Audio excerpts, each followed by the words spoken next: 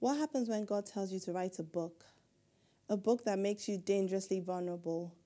A book where you bear it all and talk about the things that people say you shouldn't talk about. Do you run away or do you obey? Today I introduce a book that has taken everything out of me. This is The Richer Woman. These things sometimes are psychological. I think the financial cost as one of the many was enormous. It was a God experience. I just wanted to find God. Simply feeling like you're inspired. I mean, isn't always so. Tell us about the solution. As one People of with many 18 to 35 years of age out of work. Hey, I don't have the skill for this particular problem to solve this particular problem. None of us talked about the bread seller. Hello, welcome back. We're talking about the book, The Richer Woman, and we have with us three beautiful guests, Omotayo, Angie, and Eva. Welcome to the Heart of the Matter. Thank you. So, Omotayo is a writer and producer, while Angie is a blogger and a teacher based in the UK, and Eva is a beautypreneur. So, one thing all of you have in common is that you've read this book, The Richer Woman. Okay, so before we go into the nitty-gritty, can you just give me your perspective on what you felt when you read the book? So should we start with, I'm gonna say you edited the book, so yours would be kind of long. So let's start with Angie. Okay, I think I have to start like how I got to know you. So basically a couple of years ago, I just found you on YouTube and I was watching your personal finance videos, but then just a couple of them. And then after a while, you just sort of like disappeared off YouTube. And I was so disappointed, I was so gutted. So when I joined Instagram in 2015, I purposed to find you and then I found you on there. So I realized that your focus had changed. You were now talking more about God and kingdom stuff. And so I remember you put it out there that you were going, obviously you're writing a book. So I thought, oh, maybe it might be your Do It Afraid conferences. You said it was a richer woman. I'm like, wow. So I remember when you advertised that you're going to come to London, I just had this strong sense that I had to be there.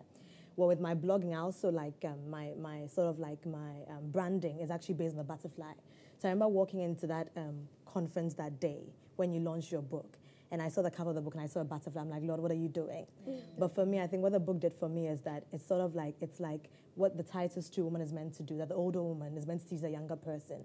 So I felt that that book was written for me. It was God's way of showing me that I'm going to take you on this journey, but you're going to have me as your life coach through this journey. And that's the impact the book has had on my life, in the sense that I'm a teacher. I mean, that's what I do. That's my professional background. But the schools of this world don't teach you certain things.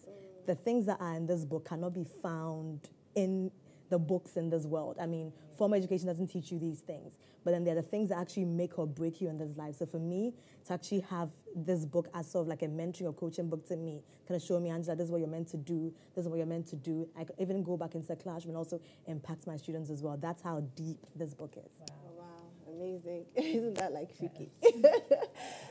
Eva? Okay, so for me, my journey with The Richer Woman began when I met you in 2015. So in 2015, I was in a really, really dark place in my life, and I just asked God, I said, God, please, you need to show me, even if it's just one person that has experienced what I'm currently going through and has come out of it. One person that I could just use as an example and see that, oh, you have actually done something good through the person's past. And then he brought me you on Instagram. And then I finally met you and I heard just a tiny bit of this book. And for me now, just reading this book from the part 1 and then seeing the transformation, you now in the part 2, it has been mind-blowing. Like, when I read the part 1, I had to stop because things just started coming back to me, things of my past. It's like our stories are so similar. I'll read the part 1 and I'll tell my sister I can't sleep. Like, I remember things that like are so deep. The way God just works is so amazing that he brought me somebody that had walked in my shoes in the past and had been through that process and has come out. Okay, Omotayo. Just listening to you guys, I'm just like shaking a bit. The richer woman, it's funny, I have my own story of how, I saw you from a distance in church and I was like, who's this crazy woman who's jumping up and down and just praising God as if she's in the club? But this book, for me, I think I said to you, it's a trigger, it's a catalyst for purpose for a lot of people as well. Obviously, I edited it, so I know that there's so much that's happening in your own life because of this book. But for me, I felt like I was taking notes. Part of the process for me for this book was confirmation of things I felt like God had been teaching me. But like you guys mentioned, I didn't have any practical example of where I was getting this from. I knew it was God who was teaching me, building character, but to read it in a book that followed somebody's life who had actually lived it felt like God was confirming to me that I really was on the right path and growing as I wanted to. And because I come from a very intellectual home, we're all very logical, very practical. We don't do all this, so the Lord said. But for me, it was so moving because there are so many practical steps as well. And the fact that everything is rooted in God, for me, is the most practical thing of all, because if God is the only one who knows the future, then obviously we have to follow his own steps. So this book to me is like a life guide, a finance coaching book, almost like a gisting with your sister, just telling you all the stuff that she's been through and then showing you the practical ways to make sure you don't, kind of relive those. So before we go into the nitty-gritty of the book, one thing that just stands out for me listening to all of you talk is just the power of obedience, because, Omotayo knows it was good. Writing the book alone and agreeing to write the book, it was a struggle, but God had given me a word and I went with it. But even saying, okay, yes, I'll go ahead with it, but then going into, actually writing and then, pouring myself out, the vulnerability. And Omotayo, it was a process where obviously should have to prod and ask me questions, and then I will, be defensive, and then my quiet and the Holy Spirit would just speak to me, and then everything would just come out, So it was a scary process, especially with our culture. So as Africans, there are things you don't say, hide. Nobody needs to know. You're doing well. You're in finance. Let them just see the finance side, But so just hearing you guys speak, I'm just thinking to myself, what if I said no? And just the impact of people that have read the book as well, and everything that they've said, and how, someone said her marriage has changed, God has already done a miracle in her marriage just by reading the book. And I'm just thinking, what if I said no? So, if there's one thing anyone should take out of this whole process is, when God asks you to do something, you may not understand it, you may not see the bigger picture, just be obedient. Yes, it will cost you. I'm not saying it's been all rosy. I've had a few backlash, but it's worth it. Like the Bible says, what's the point of gaining the whole world and losing your soul? At the end of the day, if this is what I am called for, if this is what God has called me to do, then just before I digress too much, God was also telling me that this is a season where he's looking at, how Esther, so the story of Esther in the Bible, where the king invited the Queen Vashti to come. He threw a banquet. He wanted to show her off and everything, and she didn't come. And then the lesson there is that, Vashti forgot that she existed solely because of the king. Wow. Do you understand? So she was busy entertaining her own guests, but her guests and her existed only because of the king. So God, we need to remember that, and then God is also looking for, so the same way the king wanted to show off her beauty, he's looking for people that he can show his glory, his beauty through his daughters, and it's just for us to be obedient. So, before we go into, do you have any questions for me? Yes, I do. For me, like when I read the book, I was thinking to myself, it must have taken you, a level of boldness to actually put your life on blast like that. In the book you spoke about, the sexual abuse as a child, domestic violence in the home, the adultery, From my part, from your part, not from your husband's part. But it's like, were you not afraid? Were you not scared? how do you nobody puts their life on blast like you've done. Like, how did you do that? Was I afraid or not? Well, Omi was scared. Actually. Really? Okay, so we need to go on a break. We'll continue after the break. Viewers, we'll be right back after the break. Stay tuned.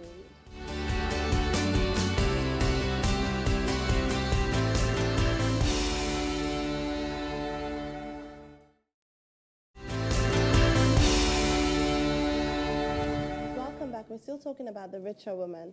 So, Matai, before the break, we were telling them about my feelings.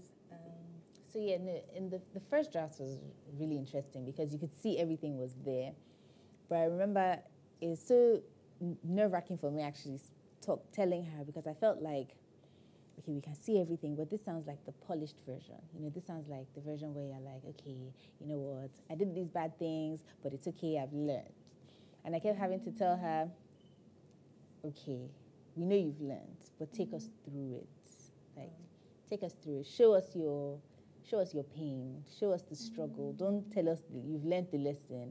Show us how you went through it so that people who are reading it can actually connect with the process more than just like jumping to the end. And it's funny because she says that because it was like I had buried a lot of things. So your life had moved on. You know, when you sort of, you know, yes, you went through challenges, but in terms of details, I had sort of buried. And so it's not, in fact, after writing the book, I'm thinking, gosh, there's just so much more I could have written, like so much more. But I guess also God had a way of just making me remember. So it was like a puzzle. So he would unlayer something and then I will remember and then I will write. So it wasn't, I guess it wasn't everything he wanted me to put in the book, you know, because it's not about that. But I was scared. I mean, even the day that I put out on social media the first post, my hands were like shaking. And I guess that goes with the whole do it afraid. Like, regardless of how you're feeling, for me, God has told me to do something. And so, yes, I'm afraid, but I'm not going to... Fear is not a bad thing. Fear can be good and it can be bad. Now, fear is supposed to protect you from danger, but when it's bad is when it prevents you from fulfilling your God-given purpose. And then we'll talk about that later when we talk about why women do not become the richer woman. But the thing is, you will always have those, like when things are God-sized, you will be afraid, but are you going to let it stop you? I kept thinking about, when I die and I'm in front of God and he asks me, Omi, did you do what I asked you to do? You know, and the Bible says, I mean, there was a day I remember I saw a picture in a dream of a verse and I woke up excited that, God wanted to speak to me. I think it was 1 John 2:4. What does God have to say? And then it said, if you say that you know me and you do not obey me, then you are a liar or something like that. And I thought, liar, you know. So it's one thing to say, I know God, I love God, but if he tells you to do, you cannot say you love him or know him if you do not obey him. Okay, so who is the richer woman to you? I think the richer woman is a woman who understands her priorities. She has them in order. First, God. Just first, God. Because I feel like for a lot of us, we feel like it's first school or first career or even first marriage for some people. And then after, you know, like when a lot of people are single, they think, you know, let me still be funky. Let me still do whatever I want to do. When I get married, that's when I'll go to church and serve. But then the richer woman is a woman who has the priorities in the right order and knows that everything follows when you put God first. Okay, Angie? Yeah, I think for me, the richer woman is a woman who first of all understands that she's a child of God first of all. Not just that, but she's also a daughter of the King. And as daughter of the King, you've got to realize that you are royalty. Once you know that you're royalty, there's a way in which as a royal person, you're meant to carry yourself. And you only carry yourself that way if you know who your father is. So I think for me, it begins with that. And then it moves on to, because God is your creator, as early as possible, once you become conscious of who God is in your life, find out from him, God, why did you create me? What am I on earth to do? What purpose have you called me to fulfill? And because we're meant to be about the Father's business. So for me, that's another angle to a richer woman as well. And then, obviously, as a child of God or as a woman, you might desire to get married. And that requires a preparation as well. You need to prepare yourself for that. And also, you become a mother, so prepare yourself to be a mother. And then even, you know, you're a sister as well. You're also a friend. You know, how can you serve your family? How can you serve your friendships? And also, obviously, the Proverbs 31 woman was also working in business as well. She was working in the fields as well. So also that side of your life as well. But everything that you're doing has to be about God. You know, what has God asked you to do, and are you fulfilling them? Because I mean, when somebody sends you on a mission, you need to find out for the person what are the terms of the mission. You can't just go and think, oh, this is how I think marriage should be like. This is how I think being a child of God should be like. We've got a manual, which is the Bible. What is his perspective? Because we all have, if I were to bring a topic right now, everybody has their own mind about it. But what does God say? And I think from that, it should be a manual in terms of how we look at every side of a woman's life. So for me, that's a richer woman. Yeah. Okay. Eva? For me, the richer woman is a woman that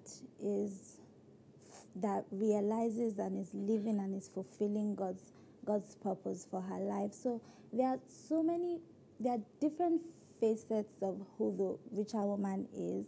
But I think the foundation of the richer woman is, first of all, the woman that realizes that she is the Father's daughter. She's a daughter of the Most High God. And I feel like it's in the realization of that other priorities of what your life should comprise of falls under. Like, when you realize that you're the Father's daughter, you know that He has plans for you, you know that He has an assignment for you, you know that He created you to put you on this earth for a reason, you know, your life is part of an intricate plan.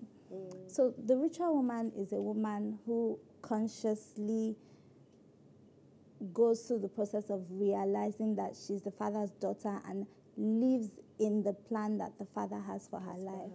Okay, it's interesting you say that because, first of all, before I go on, let me just say, I'm not the richer woman. I am becoming the richer woman. I've not arrived. I'm still in the process. I mean, and even like I was saying, I think I put it on social media the other day that even me, I have to go back and sit down and read the book and actually take notes, you know, because at the end of the day, it was more like the Holy Spirit was pouring through me how, you know, who He wants, what He wants His daughters to be or to look like, you know. So I was writing, so I am becoming, we're all becoming. So, I mean, I love the fact that all of you, when I said, what's your definition of the richer woman, you all started from the Father's daughter, because I think that's like the foundation. Once you know who you are, who your father is, then everything else, you know, but sometimes we start off with other things. Okay, I'm a career woman, I'm a wife, I'm a mother, you know, all these other things, but we don't go back to where it comes from. So for me, the richer woman is the Father's daughter who knows who she is and who is just walking in His will. In the book, there's a section that goes, the father's single daughters, and just getting people to understand that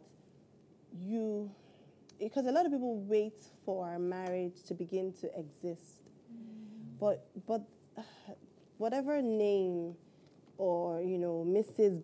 in front of your name or a new surname does not determine who you are and your identity in Christ. God has a purpose for you as a single woman, and it's in that purpose that most times is when you're walking in purpose like Ruth, that then He brings the man for you, you know. So, I mean, there's a whole chapter on that, and I would have loved us to discuss it, but I want us to talk about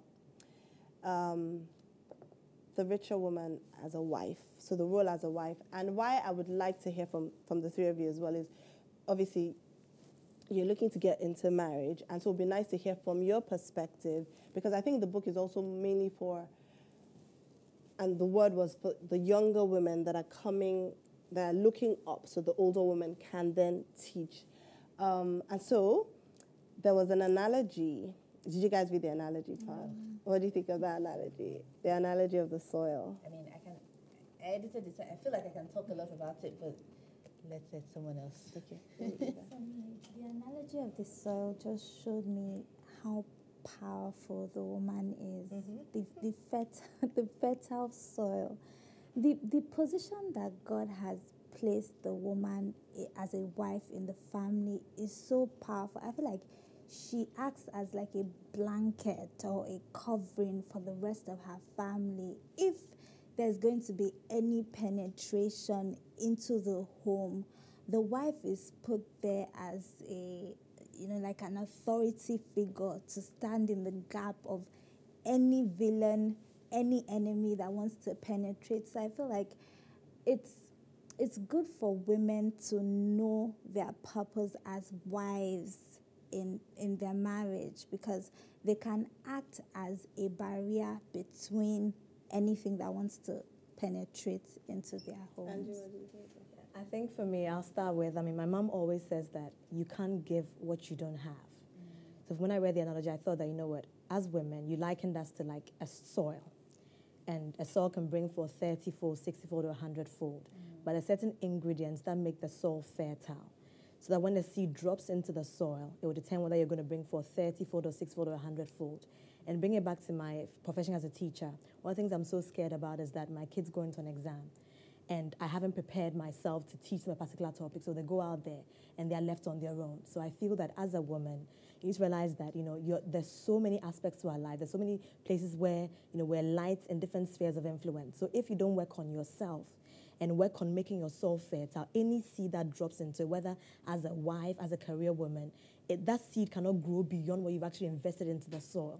So for me, that's how deep the analogy is. I've read that scripture so many times. The night when I read it, I actually called my best friend. I'm like, Winnie, guess what?